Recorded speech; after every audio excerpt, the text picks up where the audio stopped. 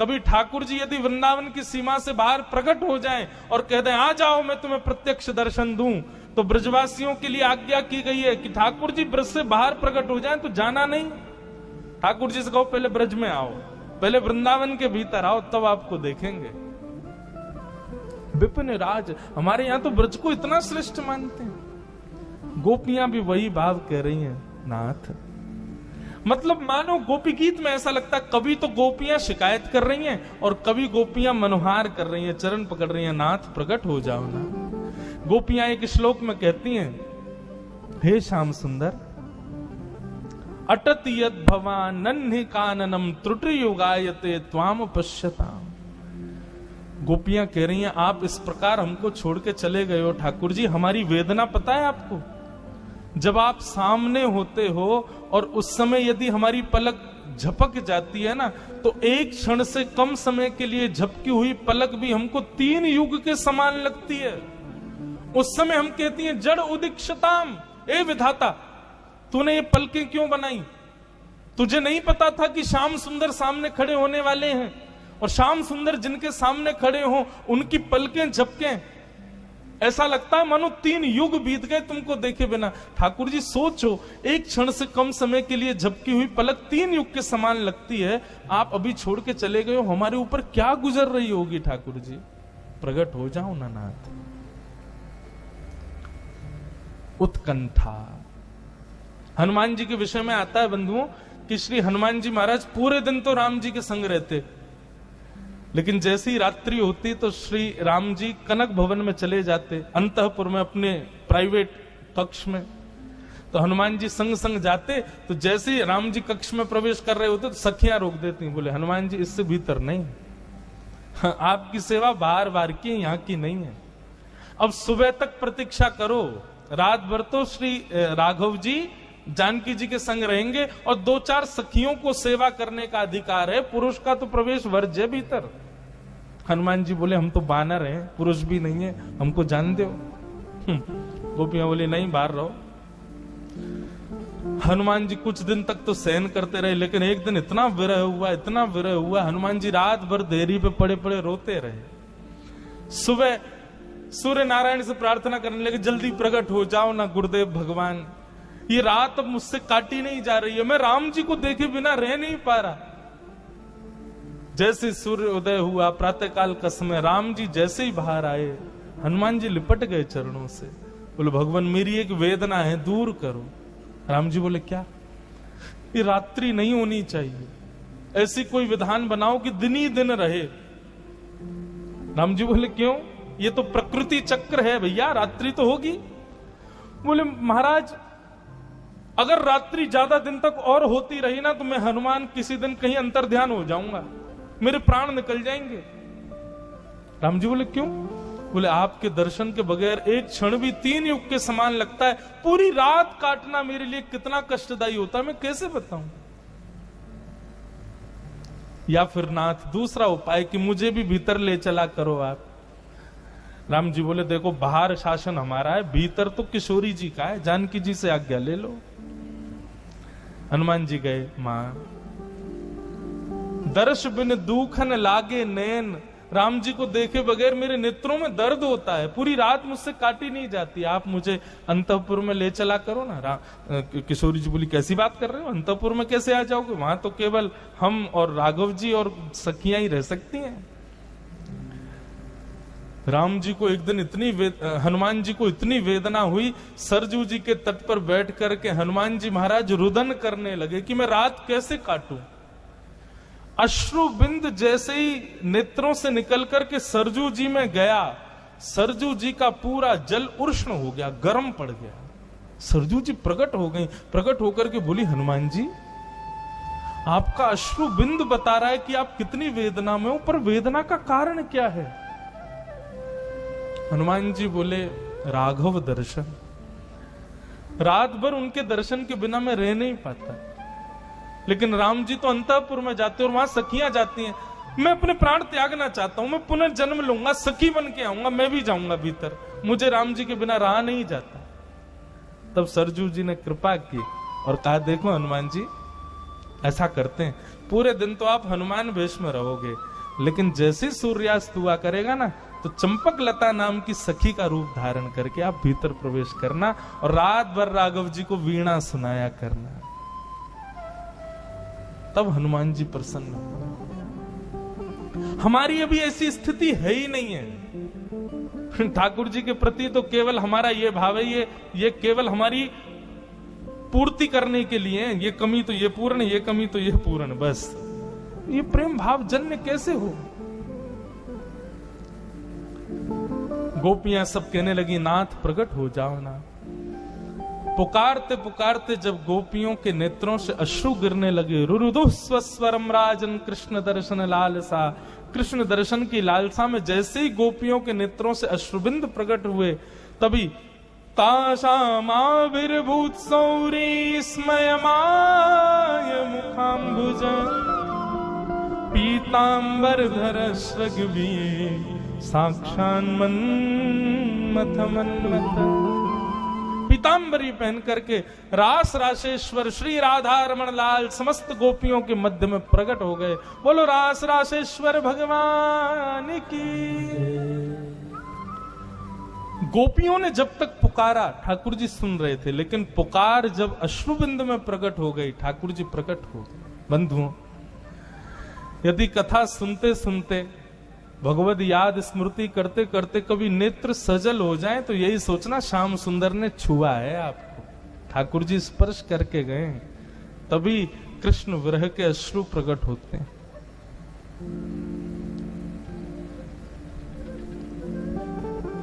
गोपियों के अश्रु जैसे ही आए, रुरुदुस्वस्वरम राजन, ठाकुर जी प्रकट हो गए। कृष्ण विरह में अश्रु प्रकट हो जाए तो समझना ठाकुर जी प्रकट हो ही गए हृदय में। अब ठाकुर जी संग ही हैं। ठाकुर जी प्रकट हो गए, सब गोपियों ने ठाकुर जी को पकड़ लिया, बोले कहीं दोबारा नहीं भाग जाएं। भगवान बोले अरे अरे अरे ऐसा मत करो, हम तो बस परीक्षण कर रहे थे, आपको देख रहे थे, हम कुछ खाने गए थे। गोपियों बोली क्या खाने गए थे? बोले आप सबको जो अभिमान हो गया था ना, उसको नष्ट करने गए थे। आपको रूप का अभिमान, अपनी योग्यताओं का अभिमान हो गया था, अब आप सब अभिमान रहित हो गई हो। इसका परिणाम क्या है कि अभिमान रहित है। अभिमान रहित व्यक्ति कभी रो नहीं सकता, अभिमान युक्त व्यक्ति रो नहीं सकता। अभिमान रहित व्यक्ति के ही नेत्रों में से आंसू आते हैं। और एक और बात, संसार के लिए नहीं, भक्ति प्राप्ति, भगवत प्राप्ति में यदि किसी के नेत्र सजल हो रहे हैं तो निश्चित है कि वो अभिमान रहित है। गोपियों के नेत्रों के अश्रु प्रमाण दे रहे हैं कि वो अभिमान रहित हो चुकी हैं। ठाकुर जी बोले अब हम रास नहीं, अब हम महारास करेंगे। और जितनी गोपी थी उतने कृष्ण ने रूप धारण कर लिए और वृंदावन की भूमि में यमुना के तट पर महारास हुआ। आहा, कैलाश पर बैठे हुए महादेव नेत्र खुल गए। पार्वती जी से बोले रक्षा करना कैलाश की, हम जा रहे हैं। बोले कहां जा रहे हो? बोले वृंदावन जा रहे हैं, क्योंकि जगत नियंता जगदाधार जगदीश्वर आज महारास कर रहे हैं। जैसे ही महादेव वृंदावन आए, गोपियों ने द्वार रोक दिया। बोले कहां घुसे जा रहे हो? महादेव बोले मैं भी रास में जाऊंगा भीतर। गोपियां बोली भीतर केवल गोपियां और श्री कृष्ण ही जा सकती हैं, कोई और पुरुष भीतर नहीं जा सकता। महादेव बोले अभी आपको बाह्य रूप से मैं पुरुष दिख रहा हूं, पर भीतर से देखो मैं भी एक गोपी हूं, मेरे भी प्रत्येक रोम कृष्ण को चाहता है। गोपियों ने और अन्नपूर्णा मैया ने महादेव का सुंदर श्रृंगार किया और श्रृंगार करके महादेव बन गए गोपी। इसलिए हमारे ब्रज में विराज रहे हैं गोपेश्वर महादेव। बोलो गोपेश्वर महादेव की जय। आहा, गोपी रूप धारण करके श्याम सुंदर वृंदावन में विराजते, महादेव वृंदावन में विराजते। अब यहां महारास हो रहा है बंधु। अभी अभी हमने सुना कि रास का मतलब नृत्य नहीं, तो फिर महारास में नृत्य क्यों हुआ? बंधुओं, नृत्य करना पड़े वो नृत्य नहीं, प्रसन्नता इतनी हो जाए कि आप अपने आप को रोक ही नहीं पाओ, पैर थिरकने लग जाएं, भुजाएं उठ जाएं, उसको नृत्य कहते हैं। कृष्ण प्राप्ति से गोपियां इतनी प्रसन्न हो गई कि फिर शरीर का जो भाव प्रेम था वो नृत्य के रूप में बाहर आने लगा, इसलिए नृत्य हुआ। घर में कोई बहुत खुशी का माहौल हो जाए तो जो बूढ़े दादा दादी बेचारे उठ भी नहीं पाते, वो भी नाचने लग जाते हैं, खुश हो जाते हैं। ठीक वैसे ही कृष्ण जीवन में आ गए तो इतनी प्रसन्नता हुई गोपियों की कि वो प्रसन्नता ही उनके पैरों के थिरकन में बाहर आने लगी, उनके भाव भंगिमा में नृत्य के रूप में परिणत हो गई। तब महाराष्ट्र में नृत्य हुआ। ठाकुर जी नृत्य कर रहे हैं, गोपियां नृत्य कर रही हैं, हम आप सब लोगों का मन रूपी मयूर भी नृत्य करे इस महाराष्ट्र में। राधा नचे कृष्ण नचे नाच गोपी जन, राधा नचे कृष्ण नाच गोपी जन, क्योंकि मन मेरा बन गया सखी रे पावन वृंदावन, क्योंकि मेरा बन गया सखी रे पावन वृंदावन, हे मन मेरा बन गया सखी रे पावन वृंदावन हो। हमारे भीतर भी यही भाव, श्याम सुंदर हमारे हृदय कुंज में नृत्य कर रहे हैं किशोरी जी और समस्त गोपियों के साथ। इसी भाव से करताल बजाते हुए 2 मिनट गाओ। रास रचो है, रास रचो है, आज यमुना के नारे महारास रचो है, रास रचो है, रास रचो है, आज यमुना के नारे महारास रचो है, ओ रास रचो है, रास रचो है, आज यमुना के नारे महारास रचो है, रास रचो है, रास रचो है, आज यमुना के नारे महारास। बोल रास रासेश्वर भगवान की।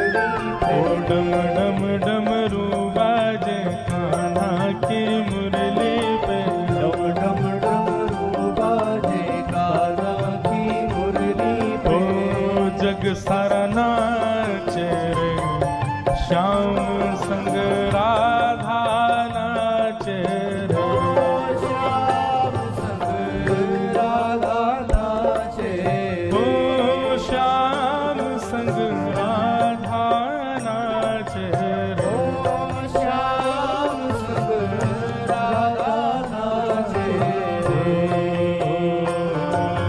राधा नचे कृष्ण नचे गोपी जन, राधा नचे कृष्ण नाचे नाचे गोपीजन, क्योंकि मन मेरा बन गया सखी रे पावन वृंदावन, क्योंकि मन मेरा बन गया सखी रे पावन वृंदावन। ओ मन मेरा बन गया सखी रे पावन वृंदावन, मेरा बन गया सखी रे पावन वृंदावन।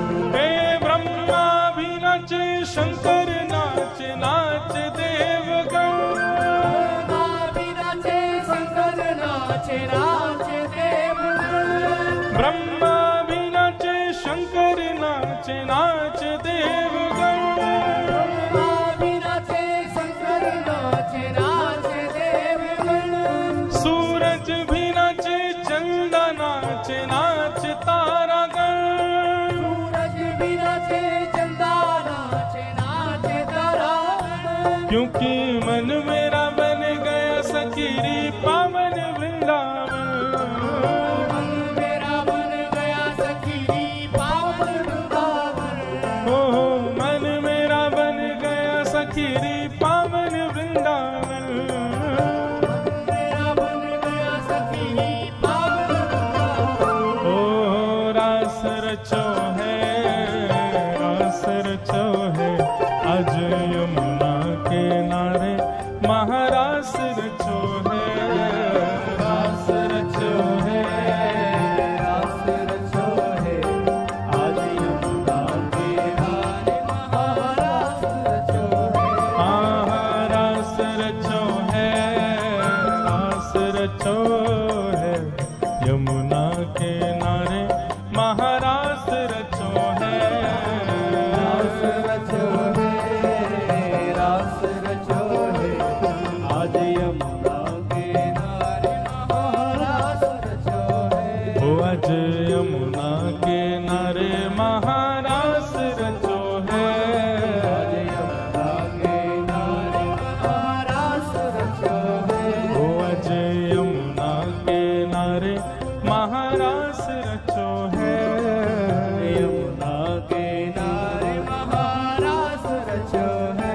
ओ आज यमुना के नारे महारास रचो है, आज यमुना के नारे महारास रचो है। ओ आज यमुना के नारे महारास रचो है, यमुना के नारे महारास। बोलो रास रासेश्वर भगवान। सब ब्रजवासी गोपियां ठाकुर जी के साथ रास विहार कर रही हैं, ऐसा सुख आनंद हुआ।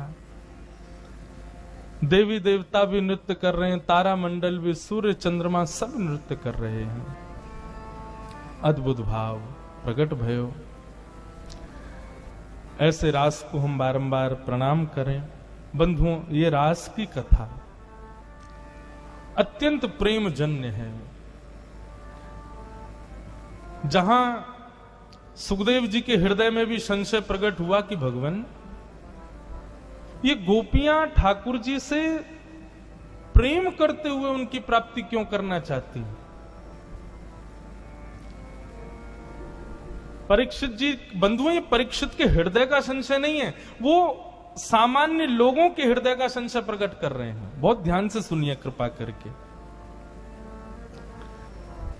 गोपियां एक प्रियतम प्रियतमा की तरह प्रेम करके ठाकुर जी से संबंध क्यों बना रही हैं?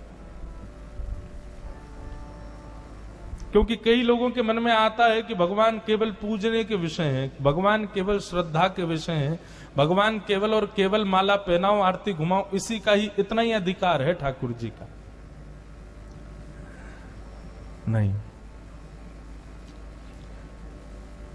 सुखदेव जी महाराज कहते हैं, बोले राजन,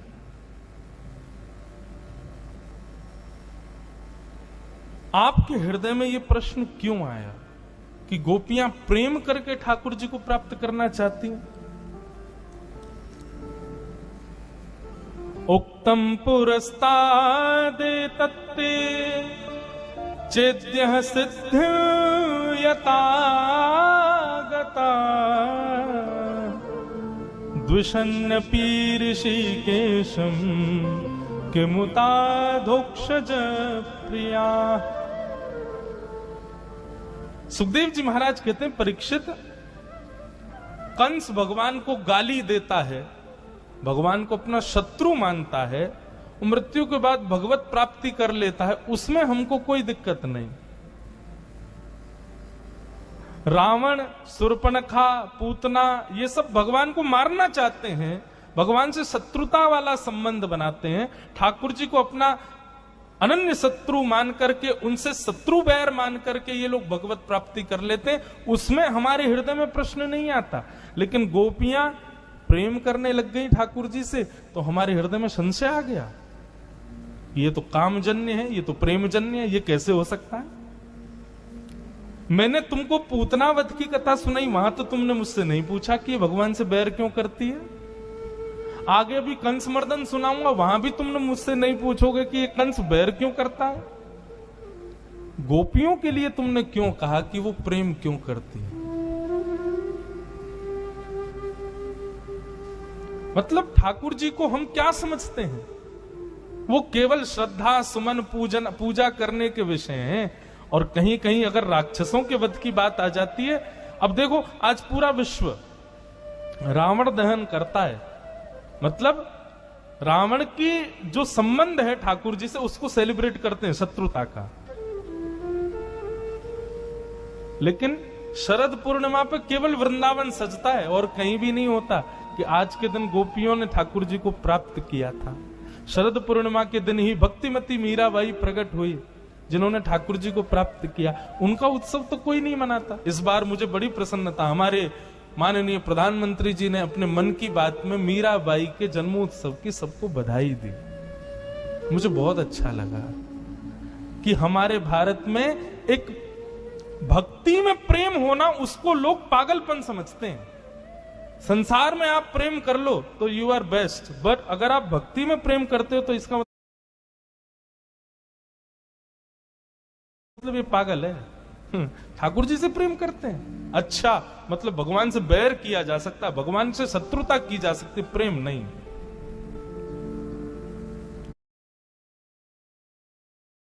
पता नहीं किसने हमारी बुद्धि में भर दिया कि भगवान केवल और केवल इच्छा पूर्ति करते हैं।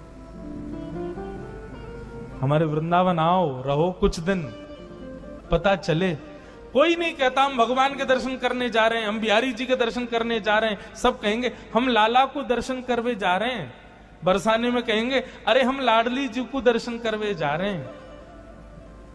संबंध है। सुखदेव जी कहते हैं, परीक्षित, ये भगवान से प्रेम करती हैं, इस बात को भी मैं नहीं कहूंगा, पर इस बात को पत्थर की लकीर करके कह सकता हूं कि मुतादोक्षज प्रिया, अदोक्षज नारायण श्री कृष्ण भगवान इनसे प्रेम करते हैं।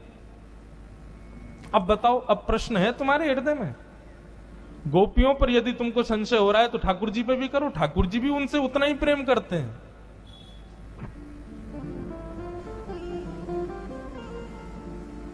नरसिंह मेहता, आज भी मुझे कोई गुजरात के शायद आते होंगे यहाँ पे, मुझे रोज कहते हैं महाराज जी नरसिंह मेहता को कुछ सुनाओ। नरसिंह मेहता, उनसे भी ठाकुर जी बहुत प्रेम करते थे। नरसिंह मेहता को प्राप्त भगवान करने के लिए ठाकुर जी कहते थे कि नरसिंह तुम तो केदार राग गाया करो, हम तुम्हारा केदार और राग सिद्ध है, उसको गाओगे हम उससे ही प्रसन्न हो जाएंगे। ये जितने भी राग रागनियां गाई जाती हैं उनमें राग केदार ठाकुर जी को बहुत प्रिय है। केदार, तो नरसिंह मेहता केदार राग गाते थे, मंदिर में जाके केदार राग गाते। तो जैसे ही वो केदार राग गाते, उसकी विशेषता यह थी कि केदार राग गाते ही ठाकुर जी के गले की माला अपने आप टूट के नीचे गिर जाती थी।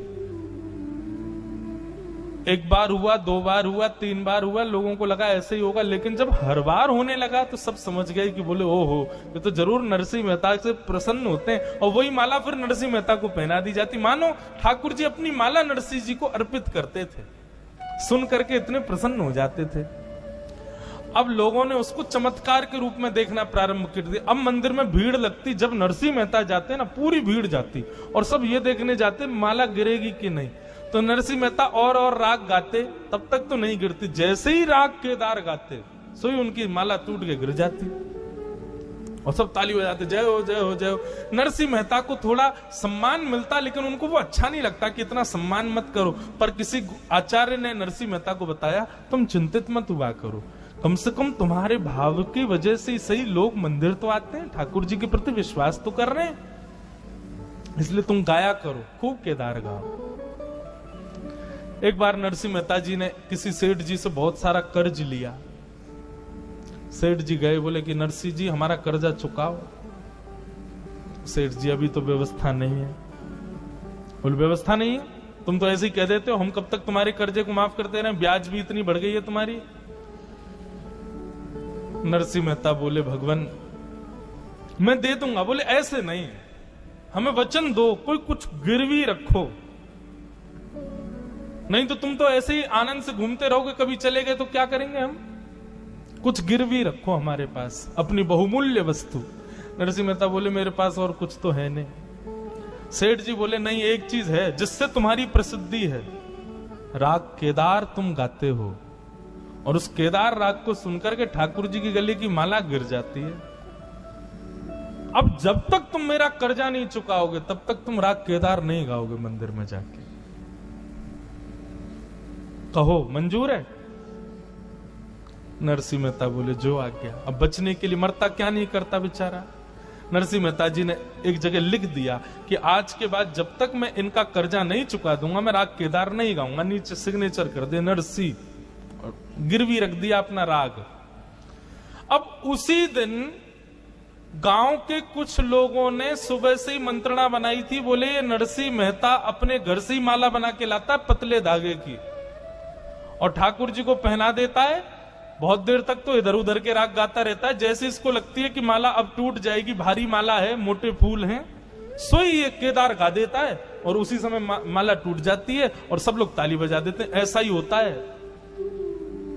आज ठाकुर जी की गले की माला हम बना के लाएंगे, मोटे मोटे धागों की, एक नहीं 6-6, 7-7, 10-10 धागे एक साथ पिरो के बट बट के उसमें माला बना के लाएंगे। नरसिंह मेहता जी को पता नहीं था ऐसा कुछ हो रहा है। आज 4-5 लोगों ने अपने घर से माला बना के लाए, वो ठाकुर जी को पहले ही पधरवा दी, पहनवा दी और चारों बैठ गए, बोले आज गिरा के दिखाए माला तो हम माने। और आज ही नरसिंह मेहता गिरवी रख के आए अपना राग केदार जिस पे माला गिरती थी। नरसिंह मेहता आए तो उनको किसी ने पहले ही बता दिया, बोले नरसिंह जी आज तो आपको केदार गाना ही पड़ेगा। नरसिंह जी बोले आज ही तो मैं गा ही नहीं सकता, और आज नहीं अब तो जाने कितने दिन तक गवेगा ही नहीं राग केदार। क्यों? बोले मैं तो गिरवी रखे आया हूं सेठ जी के यहां। बोले भैया ठाकुर जी भी बड़े चतुर हैं, इनको सीधे सीधे सब चल रहा हो उसमें आनंद थोड़ी आता है, कुछ ना कुछ नमक मिर्च ठाकुर जी डालते ही रहते हैं। अब बताओ कैसे फंसाए नरसिंह जी। आज ही माला वो लोग बना के लाए और आज ही केदार राग गिरवी रखवा दिया। और नरसिंह मेहता तो घबरा गए, बोले कि ठाकुर जी मैं चमत्कार नहीं करता, मुझे अपनी प्रसिद्धि की कोई चिंता नहीं है, पर मुझे यह है कि आज अगर माला नहीं गिरी तो आपके प्रति जो विश्वास जगा है वो खत्म हो जाएगा लोगों का। वहां सेठ जी ने अपना सेवक भेज रखा था कि देखना कहीं केदार नहीं गावे, गिरवी रख के गया मेरे पास में। नरसिंह जी जैसे ही बैठे गाने के लिए, भैरवी गाया, भैरव गाया, भीम पलासी गाया और भी जितने राग होते हैं सब गाए। वो 4 आदमी जो बैठे थे वो कहें केदारा गाओ केदारा, और नरसिंह जी बोले केदारा कैसे गाऊं, वो तो गिरवी है। और जैसी केदारा के लिए भाव बना में, इतने में ही देखे सेठ जी का वो आदमी भी खड़ा, बोले तुम गाना नहीं बेटा, गिरवी रखा तुमने।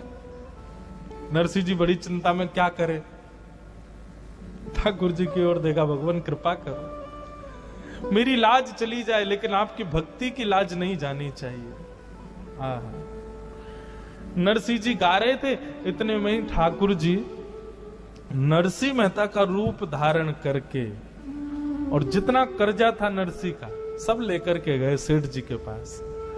अब सेठ जी को जाकर के अर्पित कर दिया। बोले लो ब्याज सहित आपका कर्जा पूर्ण हुआ। सेठ जी बोले इतनी जल्दी लिया है? बोले हाँ, कोई वैष्णव आया उसने दक्षिणा दे दी तो मेरा तो कर्जा नक्की। अब लो इसको जल्दी मुक्त कर दो हमारे राग को। जैसे ही कर्जा चुकाया, नरसिंह मेहता जी के द्वारा लिखित उस पत्र पर जहां पर कि केदारा नहीं गाना है, वो उस पर लिख दिया कि राग मुक्त हुआ, कर्जा चुक गया। और ये पर्ची नरसिंह मेहता जी को दे दी। नरसिंह मेहता जी ने फिर रूप बदल करके कैसे ना कैसे वो सेठ जी का आदमी जो खड़ा था उसको जाकर के वो पर्ची पहुंचवा दी। अब नरसिंह जी तो यहां लगे थे दूसरे रागों को गाने में, लोग हंसी उड़ा रहे थे। बोले आज नहीं गिरेगा माला, आज तो दूसरों के घर से बन के आई है ना। इतने में सेठ जी का वो व्यक्ति गया। बोले अरे सुनिए नरसिंह जी, लिखिए देखिए। सेठ जी ने पत्र भेजा, आपका राग केदार मुक्त हुआ, सारा कर्जा क्षमा। जैसे ही देखा बोले खोजबीन बाद में करूंगा, कैसे मुक्त हुआ पहले गा दूं।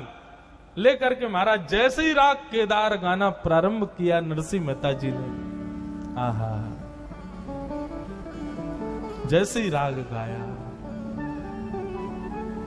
मोर मुकुट माथे तिलक विराज, कुंडल अलका वारी को हमरो प्रणाम, श्री बांके बिहारी को। नरसिंह मेहता जी जैसे ही राग केदारो गाने लगे, केदार का राग का स्वर छेड़ते ही मंदिर के भीतर बैठे हुए ठाकुर जी की माला धीरे धीरे सरकने लगी और अंत तो गत्ता टूट करके गिर गई। जैसे ही माला गिरी, सब ने करताल बजाई, नरसिंह मेहता की जय जयकार करने लगे, सब वंदन करने लगे, प्रणाम करने लगे, जय हो नरसिंह। और जो 4 लोग जो परीक्षण करने के लिए आए थे उनके नेत्र सजल हो गए। नरसिंह जी के चरणों में वंदन करके कहा, हमने आपकी परीक्षा ली, पर वास्तविकता तो यह है कि आपके वास्तव में राग में ठाकुर जी रिजवार हो जाते, रीझ जाते। नरसिंह मेहता बोले वो सब बात तो ठीक है, लेकिन मेरा कर्जा भरा किसने? ये भरखे कौन आया है? तभी नरसिंह जी ने देखा तो मंद मंद ठाकुर जी की 2 दतुइयां दिख रही थी, दांत दिख रहे थे ठाकुर जी के, मंद मंद मुस्कुरा रहे हैं मंदिर के भीतर बैठे। नरसिंह मेहता जी ने बाहर से ही बलैया ली, बोले जय हो नाथ, सब आपकी कृपा है। ये प्रेम, परीक्षित ठाकुर जी को बैर करके राक्षस पा लेते हैं, तो गोपियां प्रेम करके क्यों नहीं पा सकती? नरसिंह मेहता प्रेम करके क्यों नहीं पा सकता? वास्तविकता तो यह है कि उनका अनुभव, उनकी अनुभूति ज्ञान से नहीं होगी, उनकी अनुभूति वैराग्य से भी नहीं होगी, उनकी अनुभूति तो प्रेम से ही होगी। इसलिए विरक्त हो, सन्यासी हो, जो सब छोड़ चुके हैं, वे भी वृंदावन आते हैं तो वृंदावन के पहले रज को प्रणाम करते हैं, वंदन करते हैं, दंडवत करते हैं। प्रेम का प्रमुख स्थान है वृंदावन। गोपियों के साथ इस प्रकार ठाकुर जी ने रास बिहार किया। ऐसी रास की कथा को हम प्रणाम करते हैं। बोलो रास बिहारी लाल की जय। अब आगे चलें, अब थोड़ा शीघ्र करें। भगवान ने रास बिहार किया। रास बिहार के पश्चात बंधुओं युगल गीत आता है भागवत में, बहुत सुंदर युगल गीत है। युगल गीत के पश्चात फिर कथा आती है कि अरिष्टासुर, व्योमासुर, केसी आदि का उद्धार भगवान ने किया। ये भी राक्षस थे। नारद जी मथुरा पहुंच गए कंस के पास और कंस को जाकर के युक्ति बताई। कंस से जाकर के कहा कि भैया तुम्हारा शत्रु कृष्ण बड़ा होता जा रहा है, बलवान होता जा रहा है, उसको मारते क्यों नहीं हो? कंस बोला मैंने कमी कहां छोड़ी, जितने राक्षस भेजे सबको मार दिया उसने।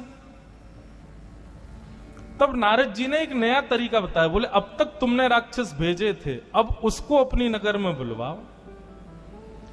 कंस बोला वो कैसे? बोले तुम्हारे पास एक धनुष है, ये महादेव ने तुमको प्रदान किया और कहा था कि इस धनुष को नारायण के अलावा कोई नहीं तोड़ सकता। तुम्हारा शत्रु नारायण थोड़ा ही है, बालक है छोटा सा। इस धनुष का सुंदर यज्ञ करो, ब्राह्मणों के द्वारा सुंदर यज्ञ करवाओ, यज्ञ का मेला रखो और उस मेले में एक सम्मान का कार्यक्रम करो। सम्मान देने के लिए कृष्ण बलराम को बुलवाओ। कंस बोला किस बात के लिए? बोले अरे कुछ दिन पहले हमने सुना था कि वर्षा हुई थी ब्रजमंडल में, तो कृष्ण ने पर्वत उठा लिया था। तो बोले इस बात के लिए मैं सम्मान देना चाहता हूं कि इन्होंने हमारे ब्रज की रक्षा की।